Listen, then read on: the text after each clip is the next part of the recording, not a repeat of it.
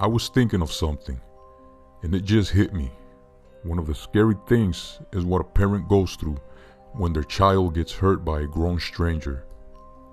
But what if there's a circumstance in your life where your child was getting hurt, but as much as you wanted to, you couldn't do anything about it? Especially if it involves some paranormal stuff. I remember hearing about a family in El Salvador that went through something like that. This was when the US was starting to send their movies and music to El Salvador, and people were barely starting to enjoy what people in America had already seen. And one of those was the good old Chucky. When Chucky hit El Salvador, it was one of the things that was talked about a lot. It made a big hit over there too. Well, one time, a lady left her little girl at a neighbor's house so her neighbor could babysit her daughter. Well, while babysitting the little girl, the neighbor decided to put on the movie Chucky. The neighbor would put on the movies of Chucky sometimes to the little girl. Well, after a few days, the mom of the girl says that her daughter would tell her that Chucky was in their house. She would point to the location to where Chucky was, but the mom would simply ignore the daughter because she would think she was just playing around and there wasn't anyone there anyway. Then the situation started to escalate, and the girl would drop a spoon or plate of food on the floor while eating on the table, and the mom would get mad and tell the little girl to pick up what she dropped. But the little girl would blame Chucky. She would tell her that Chucky threw it and pointed at the direction where he was standing, but the mom didn't see anyone there. And sometimes when that happened, the little girl would tell her mom, "Look, there he goes, he's running away." Then it escalated more, and the girl would start crying and telling her mom that Chucky said he was gonna hurt her. The mom started taking it serious when her daughter started coming to her bloodied up while blaming Chucky for it.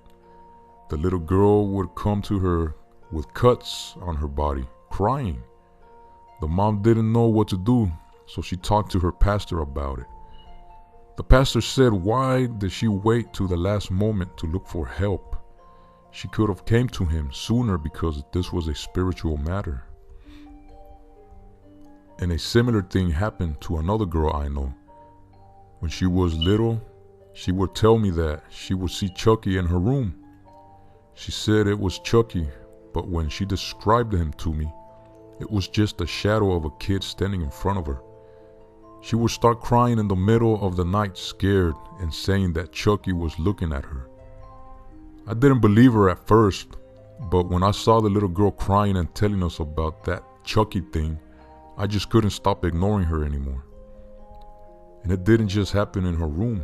Even when she used to go with her mom to her friend's house and sleep over, she would say that Chucky would be standing in the room looking at her. When the little girl left from our house with her mom to another place, my mom would have an encounter with the so-called Chucky the little girl would tell us about.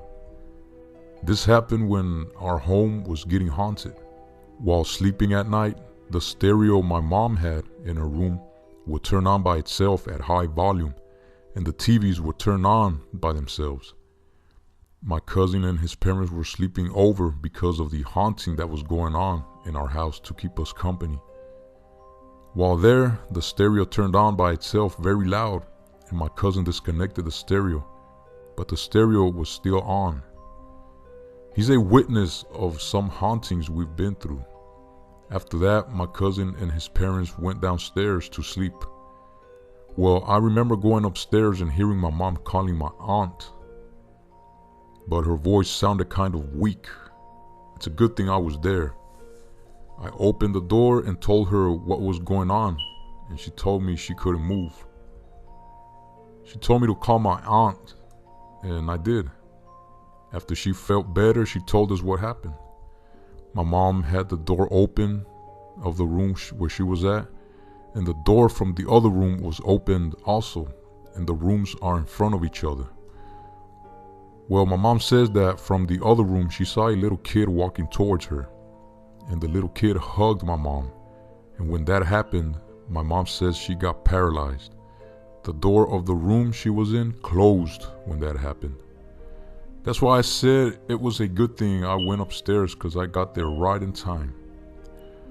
But the thing that I found creepy was when I turned the light on in the room to check up on my mom, there was a white teddy bear that was on my mom's bed looking straight at me.